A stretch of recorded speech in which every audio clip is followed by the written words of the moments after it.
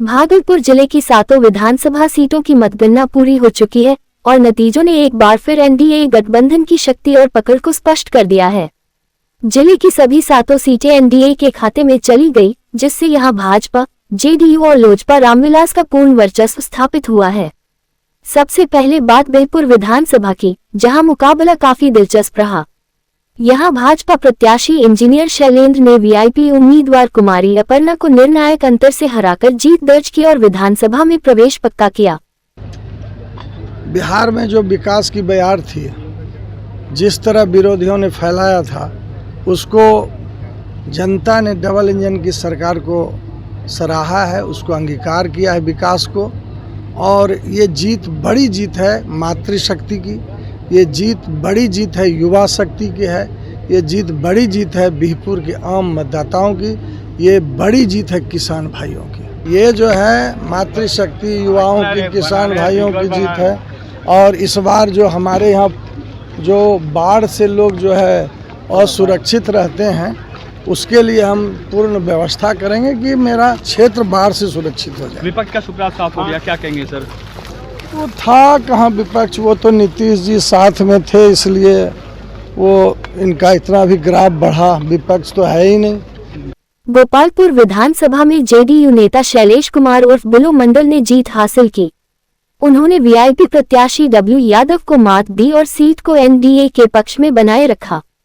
पीरपेंटी विधानसभा में भाजपा को बड़ी सफलता मिली। यहां भाजपा प्रत्याशी मुरारी पासवान ने राजद उम्मीदवार रामविलास पासवान को पीछे छोड़ते हुए बढ़त बनाकर शानदार विजय प्राप्त की। चूंकि वर्षों से संगठन कर रहे हैं ना, आज से संगठन नहीं करेगा, 30 साल से संगठन कर रहे हैं। जिस तरह से विश्वास मेरे ऊपर जनता ने दिखाया, मैं भी जनता के लिए कुछ करूं, ये मेरे लिए आग जल रहा है, या मैं जरूर करूंगा। बस इतना ही कहता हूँ। फिर बाद में लेकर आपने चुनाव लड़ा था, काफी संघर्ष किया है आपके लिए। जी हाँ, वो तो है। हम लोग बहुत निम्न परिवार से, नीचे की जाएगी, निम्न परिवार से हैं। और चूंकि मैं सेवा ही अपना धर्म समझा, तो बहुत किया गया था। तोड़ना हमें कोई तोड़ ही नहीं सकता, इसलिए टूटने वाला व्यक्ति ही नहीं है। जो संघ के और स्वयंसेवक है और वर्षों से संगठन का कार्य करता रहा, बड़े बड़ों से नहीं टूटे तो बाकी लोग कौन तोड़ सकेगा हमको? समझ गए ना? मेरा विचार दृढ़ है, मैं और सनातनी हूँ, मुझे कोई तोड़ने वाला नहीं है। बस कर्तव्य पथ पर बढ़ते रहना है, नर ही नारायण का सेवा करना है, यही भाव लेके चलते हैं। अब बात कहलगांव विधानसभा की। इस सीट पर जेडीयू प्रत्याशी शुभानंद मुकेश ने जीत का परचम लहराया। उन्होंने राजद उम्मीदवार रजनीश यादव को हराते हुए अपना दबदबा कायम किया। सुनामी है, आप समझ ही रहे हैं। और जो आधी हमारी आबादी है और उनकी जो हिस्सेदारी है, इस बार ऐसी आंधी लाई है कि सब कुछ उड़ गया। और फिर से एनडीए की सरकार, सशक्त सरकार और बिहार को समृद्ध बनाने की सरकार बड़ी जीत की तरफ बढ़ रहा है।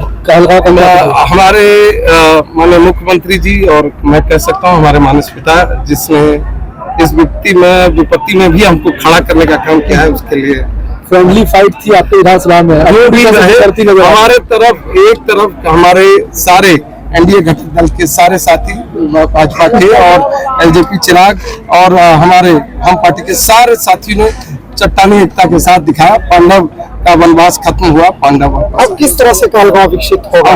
निश्चित तौर पर जिस तरह का रोड मैप माननीय मुख्यमंत्री जी पूरे बिहार में है, उसी को गति देने के काम है। मैं निमित्त मात्र हूँ, माध्यम हूँ। वहाँ से दिल्ली से, पटना से इसको संपर्क करना है, दिल्ली से संपर्क करा के यहाँ पर पूरे बिहार में एनडीए प्रचंड बहुमत। नाथनगर विधानसभा से लोजपा रामविलास के उम्मीदवार मिथुन यादव ने पहली बार चुनाव लड़ते हुए ही बड़ी जीत दर्ज की। मिथुन ने राजद प्रत्याशी जैद हसन को मात देकर राजनीतिक हलकों में मजबूत संदेश दिया। सुल्तानगंज विधानसभा में जेडीयू ने अपना परचम लहराया। जेडीयू प्रत्याशी प्रोफेसर डॉक्टर ललित नारायण मंडल ने राजद उम्मीदवार चंदन सिन्हा को भारी वोटों से पराजित करते हुए सीट अपने नाम की। वहीं सबसे अधिक चर्चित भागलपुर विधानसभा सीट पर बीजेपी ने इतिहास रच दिया। यहां भाजपा के युवा चेहरे रोहित पांडे ने कांग्रेस प्रत्याशी और 3 बार के विधायक अजीत शर्मा को हराकर सबसे बड़ी जीत में से एक दर्ज की। ये मुकाबला पूरे जिले का सबसे हाई प्रोफाइल चुनाव माना जा रहा था। कुल मिलाकर भागलपुर जिले की 7 विधानसभा सीटों पर एनडीए की क्लीन स्वीप ने ये साबित कर दिया है कि जिले में गठबंधन का जनाधार मजबूत है और मतदाताओं ने एक बार फिर भाजपा, जेडीयू, लोजपा गठबंधन पर भरोसा जताया है। हम तो बताएं कि अब उनका पूरा आशीर्वाद हमें मिला है। अब हमारे कर्तव्य की बारी है। जो भी अपेक्षाएं भागलपुर की, चूँकि हमें इस बात का एहसास है कि भागलपुर का हमसे क्या अपेक्षा है, और उस अपेक्षा और उस विश्वास पर हम खरा उतरने का काम करेंगे।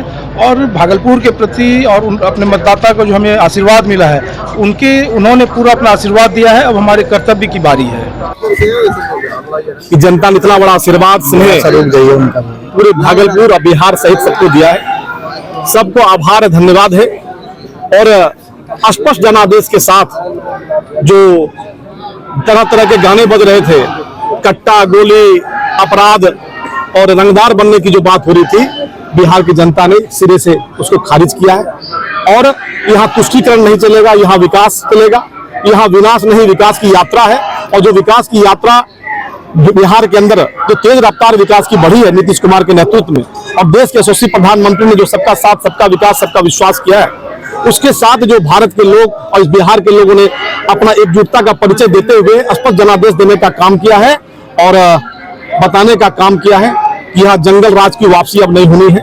और सभी लोग जिन्होंने कल ऐसे स्टेटमेंट दिए कि यहाँ नेपाल, यहाँ बांग्लादेश बनेगा, ये बिहार है, यहाँ बांग्लादेश नहीं। यहाँ लोकतंत्र का जन्म हुआ है, लोकतंत्र की जननी है, बुद्ध की धरती है, गांधी की धरती है। यहाँ रक्त रंजित नहीं हो सकता है। और जो भी व्यक्ति गलत आकलन और स्टेटमेंट देते हैं, उसका हर्ष क्या होता है आज जनता ने बता दिया है। बिहार में यहाँ मोदी जी की मां को गाली देना, यहाँ छठ पूजा को अपमानित करना, इसका अपमान का बदला लोगों ने मतदान से लिया है और स्पष्ट रूप से इनको बता दिया है कि ऐसी राजनीति की कहीं कोई जगह नहीं है बिहार का।